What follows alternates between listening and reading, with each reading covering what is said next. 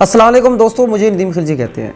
दोस्तों, जिस खबर का इंतज़ार था आखिरकार वो खबर आ गई और वो खबर ये है जनाब कि हमारे जो हलके में जो PP 223 है, आपको पता पंजाब असम्बली का इलेक्शन हो रहा है और 30 अप्रैल को वो इलेक्शन होने हैं। तो एक टिकटों का मसला था कि किसको टिकट दिया जाएगा। तो दोस्तों वो कंफर्म हो गया, जो PTI का जो टिकट जो है वो हमारे जो उम्मीदवार हैं, जो कैंडिडेट हैं हमारे मलक अकरम कन्नू जनाब, उनको PTI का टिकट मिल गया है, कंफर्म हो गया।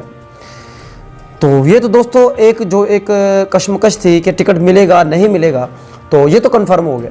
दोस्तों मैंने आपको अपने पिछले व्लॉग में ही बताया था कि अगर सूबाई असम्बलियों के इलेक्शन होते हैं, अगर सिर्फ इन्हीं असम्बली के पंजाब असम्बली के इलेक्शन होते हैं तो समझ लो कि मलक अकरम कन्नू का टिकट कंफर्म होगा।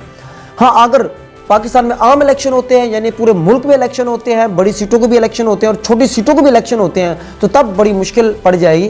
क्योंकि आपको पता है कि ये जो जनूबी पंजाब है, जहाँ एक जागीरदाराना सिस्टम है, यहाँ जो बड़े बड़े जागीरदार हैं, बड़े बड़े जो जिम्मेदार हैं, वो अक्सर इकट्ठे होते हैं और एक जो अवामी लीडर होता है ना, उसको आगे आने नहीं देते।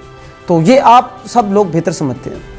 असल में दोस्तों ये जो मलक अकरम कन्नू जो है एक अवामी लीडर है, तो इसको जो भी बुलाता है, कोई शादी ब्याह होती है, खुशी गमी होती है, ये बंदा लाजमन वहाँ पहुँचता है। इस बंदे का यही एक खासा है, बड़ा अवामी लीडर है, इसके अंदर कोई ऐसा एक बहुत तकब्बुराना जो एक अंदाज वो नहीं है।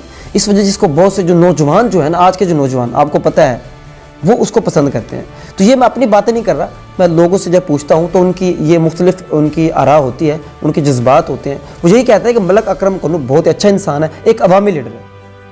तो दोस्तों बात ये आप उनका, अब सवाल ये है, अच्छा देखिए मैं दोबारा से फिर बता दूं, जो हमारा हल्का है PP 223, यहाँ मलक अकरम कन्नू की टिकट कंफर्म हो गई है। और जो दूसरा जो हल्का है PP 222, वहाँ जो है ना शाजिया अब्बास खाकी, उनकी टिकट कंफर्म होगी।